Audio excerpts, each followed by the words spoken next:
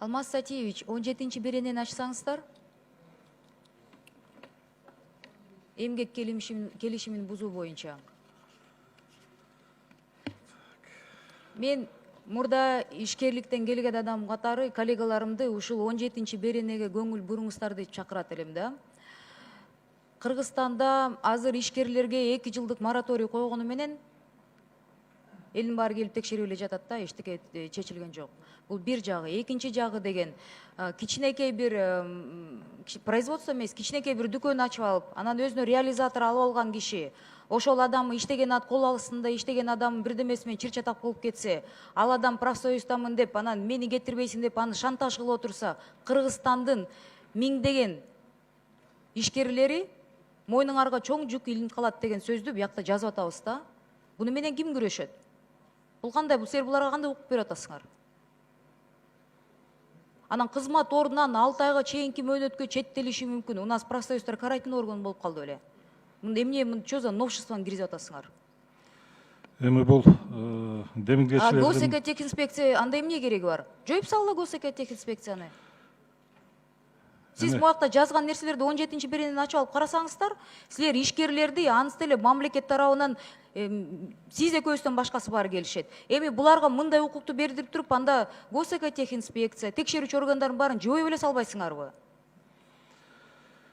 Эми Элвира Жыргалбековна, урматтуу Элвира Жыргалбековна, бул жерде демилгечилердин сунушу болуп атат. Эми бизде билесиз, тиги трудовой кодекстагы ошо ишкерлер... Сиз 17 беренени көрүп атам, ошонучу, по расторжению трудового договора по требованию профсоюзного органа депчи. Ошону айтып атасыздар, туурабы? Да, посмотрите, пожалуйста. Ошол эми ушундай жазылды, буга эч ким каршы болгон жок.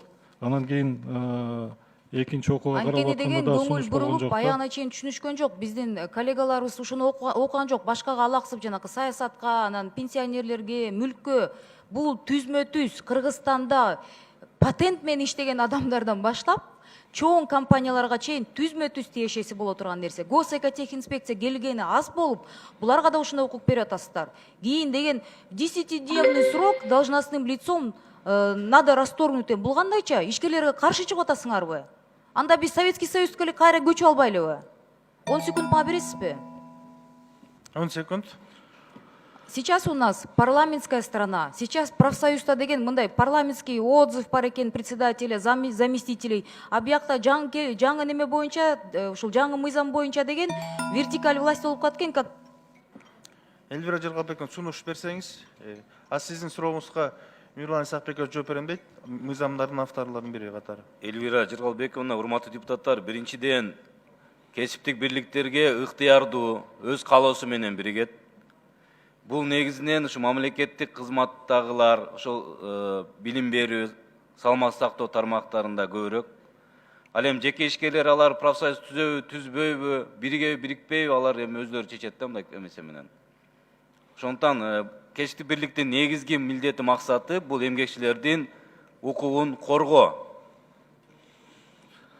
Укуктуу мамлекетти болгондон кийин анан укугуна эч ким тоскоолдук кылган жок. Анан Ырыскүл Белековна, сиз адаштырып атасыз депутаттарды, 2 сомдон гана жыйналат деп ар бир мүчөдөн. 1% ай эмгек акыдан жыйналат, 0,25% эмгекчилердин эс алуу фондуна жыйналат. Рахмат. Элвира Жыргалбековна, именно ушул берене, мына 17 берене, ушуну мына профсоюздардын өкүлдөрү айтса болот да. Ошол Международная организация труда, ошол конвенцияларга, ошол талаптарына туура келе турган статья болуп атат да. Защита трудящихся депчи, защита интересов трудящихся болуп атат. Эми мен түшүнүп атам, что жана иш берүүчүлөрдү өтө мындай ыңгайсыз шартка коюп атабыз депчи, бирок азыркы убакта ушундай болуп атат, период реформ болуп атат. Кийин нугуна түшкөндөн кийин бүт закондор иштей баштаганда бул жакшы эле встраиваться этип кетет. Ушул берене. Рахмат. Табло ачык, кайра жазылсаңыздар болот. 10 секунд бергиле, Элвира Жыргалбековна. Жок, буну деген же отдельный голосование койгула, буну деген абдан кыракылык менен караңыздар, урматтуу коллегалар. Бул кийин ишкерлердин баары келип соттошуп, соттордон чыкпай калат. Рахмат.